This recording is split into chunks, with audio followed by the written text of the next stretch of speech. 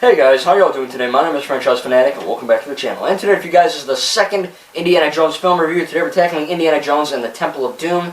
Out of the 4 Indiana Jones movies, of course, I've been playing Lego Indiana Jones, The Original Adventures, and I already posted and have on my channel the Raiders of the Lost Ark review, so here's Temple of Doom. I just recently found out that this is a very divisive movie, just like Crystal Skull. I don't really know why, because I really enjoyed it.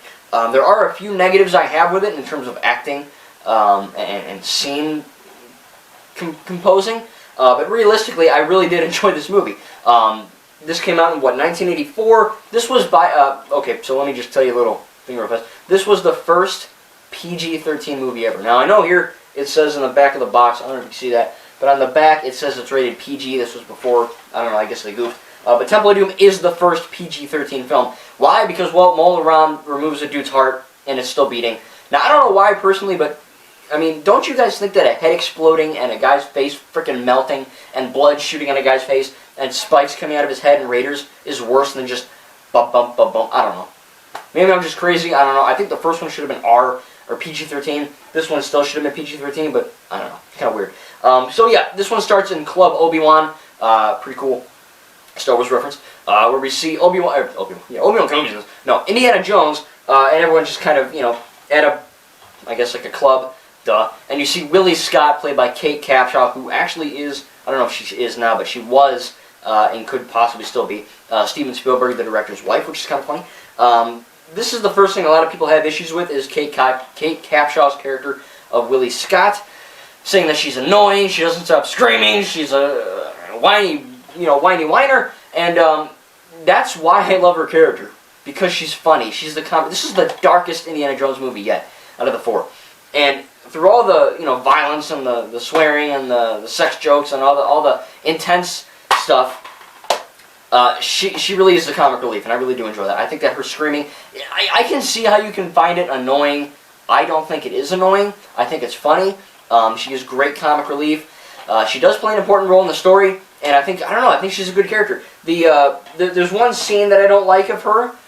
But for the most part, I don't think she's a whiner. I think that she is plays a good part in, I don't mean to sound stereotypical because we're in 2020 now, but back in when this was set in like the 30s, and back before everyone got PC and they freaked out over nothing, they said, oh, well, she's acting like a girl. Nowadays, if I said that, I'd get tormented because, girls are strong, and they are. I'm not saying they're not. But the stereotype is that girls, chip the nail and they freak out, or they're terrible at throwing, or they're terrible at fighting, and they just care about their makeup, and that's funny because those are stereotypes, and well, that can be true for some girls. It's not, all for girls. And it's funny that they actually made a movie where you have this adventurer badass, and you have this girl who's just a girl. She just cares about being a girl, And it's really funny that all that happens because she doesn't like the jungle, She's like my mom. She just likes to put makeup on, and she doesn't like spiders and that kind of thing, So I thought it was a pretty cool character that she plays.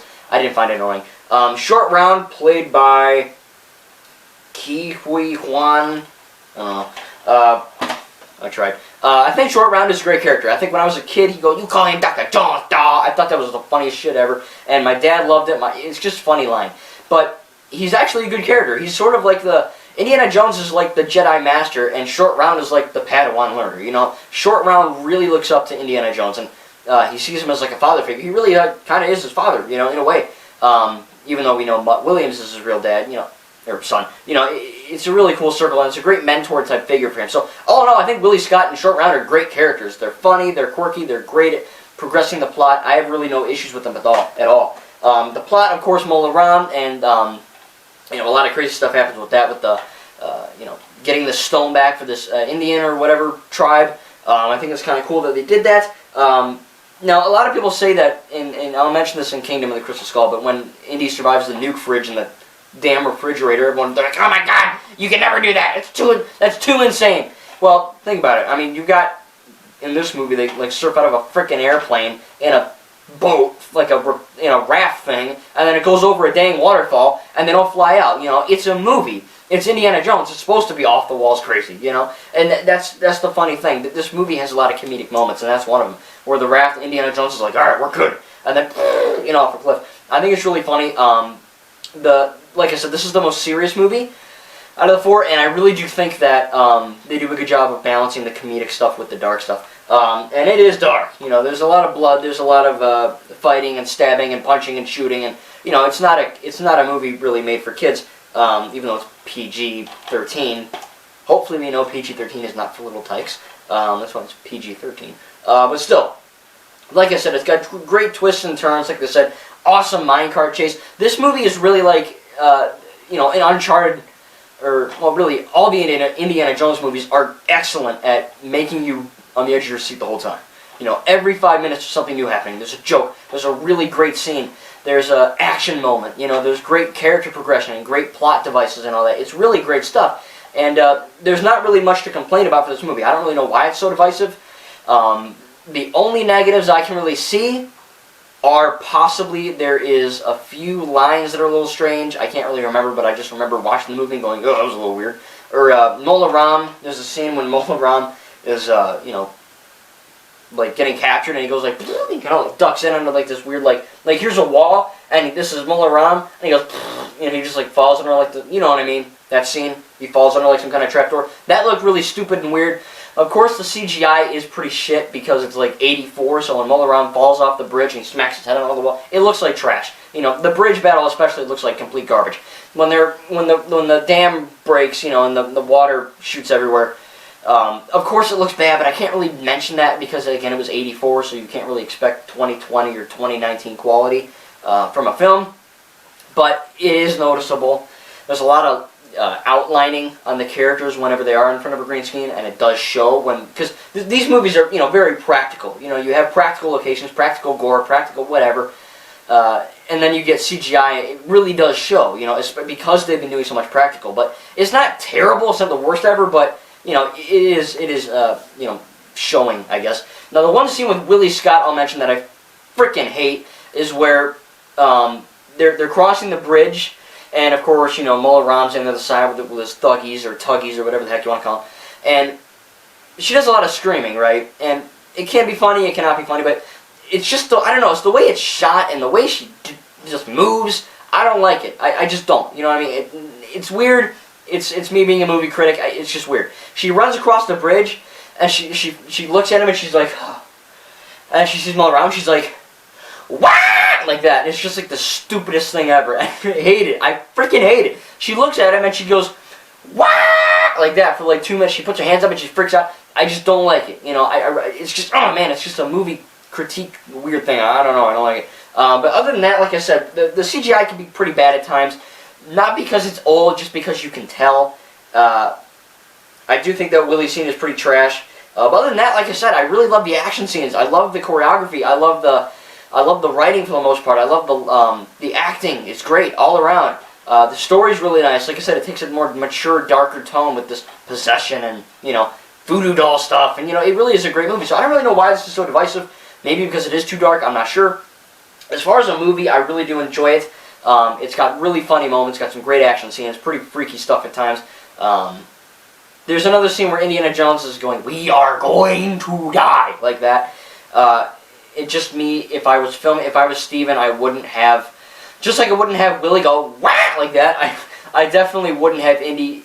It's a really critiquing thing, but if you notice after, you know, when the you know, ceiling's going down and the spikes are coming out, and he goes, "We are going to die," like that. He kind of goes like this for like a second or two too long. It should have cut at "We are going to die," like that. Boom. Cut to Willie freaking out, reaching in the hole with the spiders or whatever. You know.